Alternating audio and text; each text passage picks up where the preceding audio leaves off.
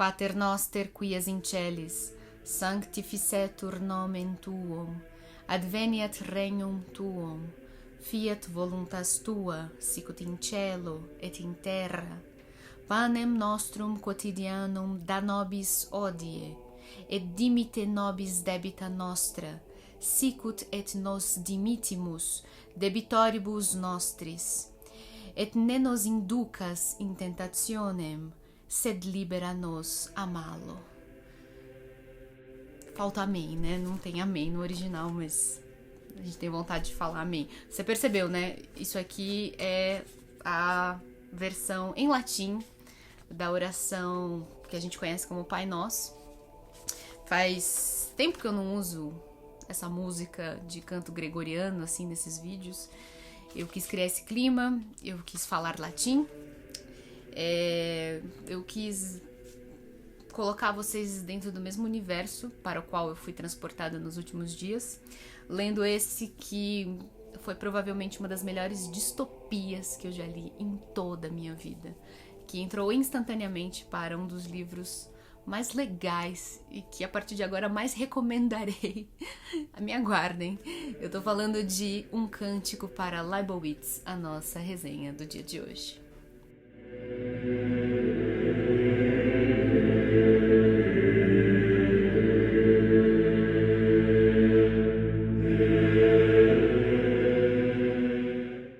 Vamos começar então. Em princípio era o verbo, né? Vamos começar então, portanto, pelo verbo, pelo título, Um Cântico para Leibowitz, já que estamos falando de palavras, de escolhas de tradução.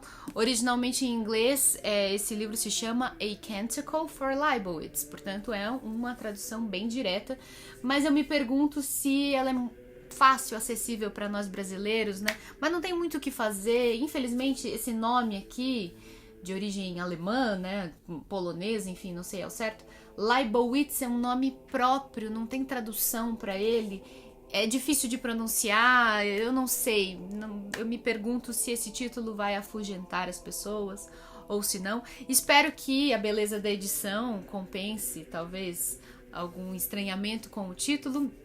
A editora Aleph está relançando esse livro que foi publicado originalmente em 1959. Em algumas fontes na internet eu encontrei 1960, mas não importa.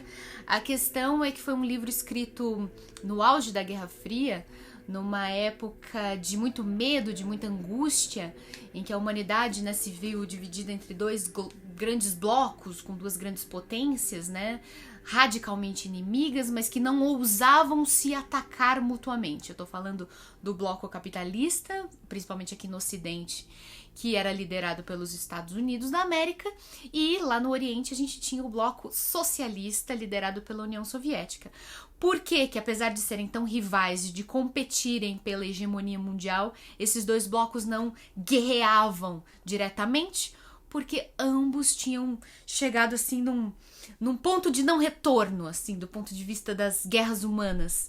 Ambos os blocos tinham a mais destrutiva, a mais mortífera de todas as armas nucleares, e havia a certeza, havia um sentimento de que o primeiro que jogasse uma bomba atômica no outro ia desencadear uma reação em cadeia, um efeito dominó de bombas atômicas sendo lançadas, e naquela época elas já existiam em quantidade suficiente e com potência suficiente para destruir a humanidade. Então havia uma certeza de que a menor faísca iria detonar um gatilho que ia provocar o verdadeiro apocalipse, ia destruir a humanidade tal como a conhecemos. Nenhum cantinho da Terra passaria ileso à potência das armas nucleares. Era nesse ambiente que Walter Miller Jr., né? Walter M. Miller Jr., estava escrevendo Um Cântico para Leibowitz. Ele não foi o único a produzir uma obra de arte inspirado nisso, né? Isso aqui foi tema de muitos outros livros, não só da ficção científica, mas de todos os outros gêneros da literatura. Foi tema de filmes, foi tema de música. Esse sentimento de que o fim estava muito próximo era predominante naquele começo dos dos anos 60, vocês devem se lembrar. Isso aconteceu apenas uns 2, 3 anos depois da publicação do livro, mas houve uma grande crise dos mísseis em 1961, 62, quando o Kennedy era presidente nos Estados Unidos. A União Soviética chegou a enviar mísseis para Cuba, né, ou seja, muito mais próximo dos Estados Unidos, e assim, havia um sentimento de que o apocalipse nuclear assim podia acontecer a qualquer instante. Baseado nisso, baseado nesse medo que Walter Miller Jr., ainda mais como americano, certamente vivenciava no cotidiano, porque esse era um tema que se conversava na televisão, você falava entre os vizinhos, você ensinava as crianças a como se proteger em caso de ataque nuclear. Ele escreveu essa distopia que se passaria num futuro depois do apocalipse. Ele imaginava que o apocalipse nuclear era inevitável, a humanidade seria destruída como a conhecemos, mas sempre sobram alguns indivíduos, alguns conglomerados humanos, algumas pessoas que infelizmente vão sofrer das sequelas, né, dos gases radioativos que provocam doenças, né, mutações e tal. E ele imaginou qual seria a reação da humanidade depois de um apocalipse nuclear. Ele foi buscar no passado, ao longo dos outros 10 milênios de história da humanidade, né? Ele foi buscar na nossa história, desde lá atrás, como que provavelmente a humanidade reagiria a um apocalipse nuclear. E ele supôs que haveria um grande recrudescimento de um fanatismo religioso que passaria a atribuir a guerra nuclear, a destruição total, a um castigo divino provocado por Satã, e que condenaria como verdadeiros agentes satânicos todos aqueles cientistas que tinham contribuído para a criação das armas nucleares, por serem assim tão mortíferas. Ele imaginou que logo depois da destruição total, a humanidade passaria por muitas décadas de perseguição aos cientistas que restassem e a destruição de todo e qualquer conhecimento, não só científico, mas de qualquer natureza. Destruição de livros, de bibliotecas, de centros de pesquisa, de universidades, martirização de cientistas sobreviventes, por exemplo, através de torturas e todas as formas de punição, né? Por afinal eles serem os responsáveis pelo desastre. E em alguns anos, em alguns séculos, a humanidade se esqueceria completamente de todo o progresso científico pelo qual a gente já passou, né? E tudo começaria de novo, digamos assim. A humanidade reseta. Tudo volta como era lá no comecinho da Idade Média. Mais ou menos depois do fim do Império Romano, né? Porque ele representou isso, né? A queda do Império Romano no século V, no século VI, mais ou menos, ele representou meio que um retorno às trevas, ao obscurantismo. Os romanos eram muito avançados, eles tinham muito conhecimento científico, eles tinham bibliotecas e tal, e tudo isso meio que se perdeu e ficou obscuro por quase 1000 anos até o Renascimento. Ao período que a gente chama de Renascimento, que se deu no século XV em diante. Enfim, tudo isso serviu de inspiração para a criação dessa história.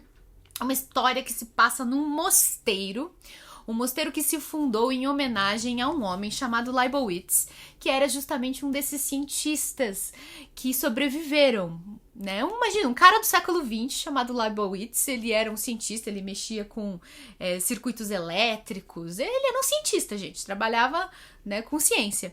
E ele foi um dos poucos que sobreviveram às guerras nucleares, então começou a ser perseguido pelos fanáticos, né, que começaram a perseguir todos os cientistas por serem eles os culpados pela destruição. Leibowitz, então, se refugiou num mosteiro católico que tinha sobrevivido, um mosteiro, né, uma construção onde vivem monges em reclusão e tal. Ele se refugiou lá, ele se converteu, ele se transformou em monge também, e ele passou a inspirar aqueles outros monges a tentar proteger o pouco conhecimento que ainda não tinha sido destruído. Eles começaram a colecionar livros, papéis, tudo que eles pudessem encontrar e se comprometeram a tentar proteger o conhecimento humano numa biblioteca que ficava fechadinha ali dentro daquele mosteiro, mas enfim, pelo menos estava protegido em algum lugar. Quando fosse o momento, a coisa poderia depois ser consultada, né? Com isso, Leibowitz passou, com o passar do tempo, a ser lembrado como uma pessoa abençoada, um beato, e depois, mais pra frente, ele viria a ser canonizado como santo. Aqui começa a nossa história, nós estamos no século 26, portanto, mais ou menos por volta do ano 2500 e alguma coisa. Alguns vídeos atrás eu falei que era 2700, mas eu me enganei. Na verdade, o século 26 significa 2500 e alguma coisa.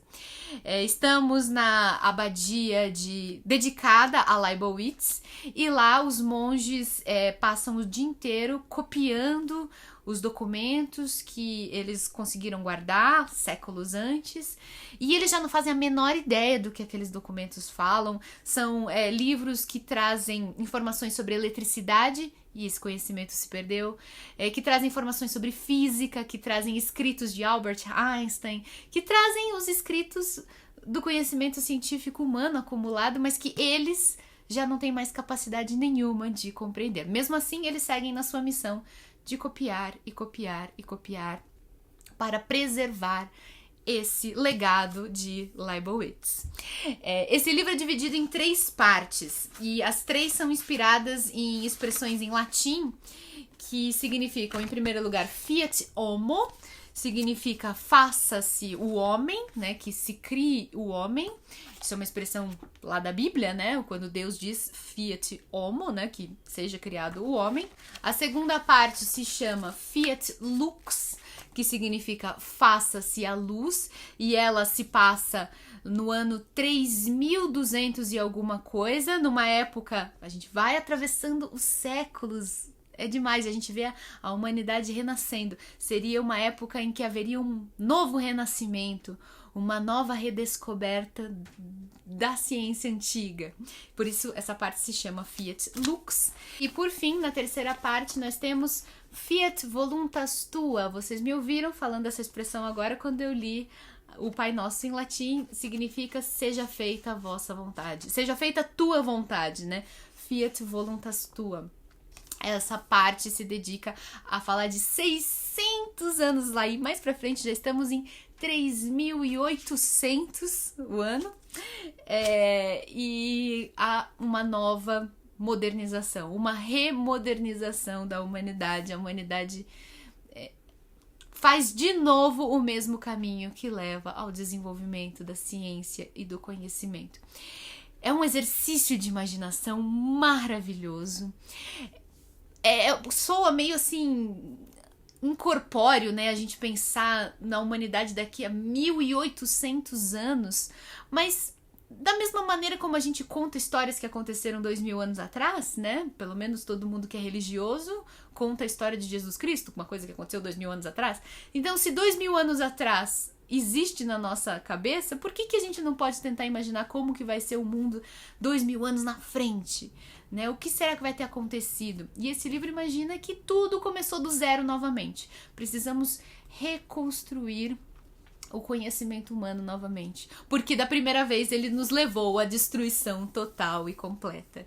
Então, assim, gente, imagine que o Fahrenheit 451 e o Nome da Rosa se conheceram, tiveram um crush e tiveram um filho. Se esses 2 livros pudessem ter um filho juntos, com certeza seria Um Cântico para Leibowitz. Ele traz tudo aquilo que nos encanta do Fahrenheit 451, que é o futuro distópico, a perseguição do conhecimento, o poder destruidor e revolucionário de um livro, o gesto subversivo de tentar preservar um conhecimento numa época em que o conhecimento é demonizado.